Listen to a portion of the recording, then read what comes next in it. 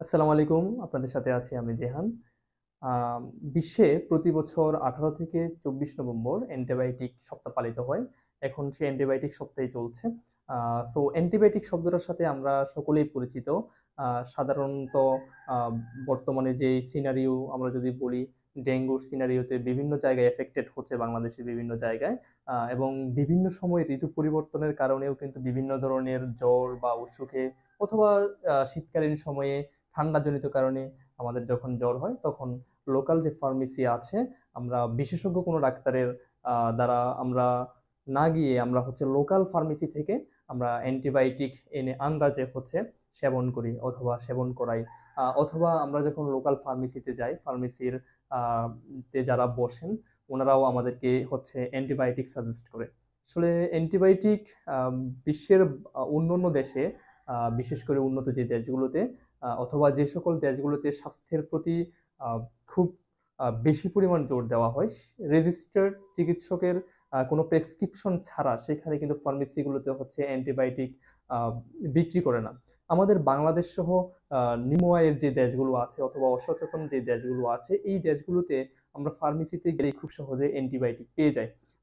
এইটার আসলে একটা রিজন আছে। সংক্ষেপে সেই রিজনটা শেয়ার করছি। রিজনটা হচ্ছে অন্যান্য কান্ট্রিতে ডাক্তারের যে ভিজিট বা আদার্স যে কস্টটা, সেই কস্টটা খুব বেশি না। কিন্তু আমাদের বাংলাদেশে ডাক্তারের কাছে গেলেই ১ম এ যে শুধুমাত্র রোগটার অবস্থা নির্ণয় করতে বা প্রেসক্রিপশনটা লেখাতে ৳১,০০০ চলে যায়। সেজন্য নরমালি মধ্যবিত্ত বা নিম্ন আয়ের মানুষ যারা আছে তারা কিন্তু হচ্ছে ফার্মেসি ডাক্তারের কাছে যেতে চায় না বা এমবিবিএস ভালো ডাক্তার অথবা দেখাতে পারে না তাদের ফাইন্যান্সিয়াল অসচ্ছলতার কারণে। সো বর্তমান যে গভর্নমেন্ট আছে বা এই ভিডিওটি যারা দেখছে বা যারা শুনছে তাদেরকে তাদের প্রতি অথবা গভর্নমেন্টের প্রতি জোর দাবি থাকবে অথবা সচেতন নাগরিকের প্রতি আওয়াজ তোলার জন্য জোর দাবি থাকবে।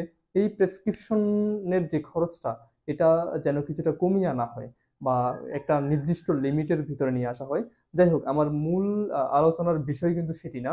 উম আমরা বিভিন্ন কারণে মানে হচ্ছে পরামর্শ ছাড়া নিজের ইচ্ছা মতো হচ্ছে অসচেতনভাবে আমরা অ্যান্টিবায়োটিক সেবন করে থাকি এবং এটা শারীরিক উপকারের চেয়ে অপকার এবং পার্শ্ব প্রতিক্রিয়া বৃদ্ধি করে, যেটা দিনে দিনে মানুষের শরীরের ভেতরে রোগ সৃষ্টি করে।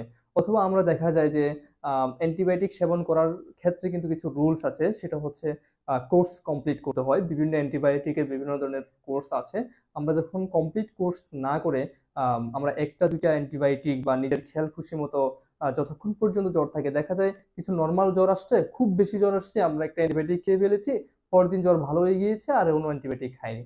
তো এটা কিন্তু আ কমপ্লিট না কোর্সটা। তো এই অ্যান্টিবায়োটিকটা একটা সময় দেখা যাবে আপনি যখন আম মারাত্মক কোনো রোগে বা জ্বরে আক্রান্ত হবেন তখন অ্যান্টিবায়োটিকও কাজ করবে না। এজন্য বিভিন্ন সময় দেখা যায় আমরা শুনে থাকি যে এমন অসুখ হয়েছে যে অ্যান্টিবায়োটিকও কাজ করছে না। এই ধরনের বিষয়গুলো আমরা শুনতে পাই। এর একটাই রিজন, সেটা হচ্ছে ইতিপূর্বে আমরা যে অ্যান্টিবায়োটিক গুলো সেবন করেছি বা অ্যান্টিবায়োটিক গুলো আমরা খেয়ে থাকি, এই অ্যান্টিবায়োটিকের কোর্সটা আমরা কমপ্লিট করিনি।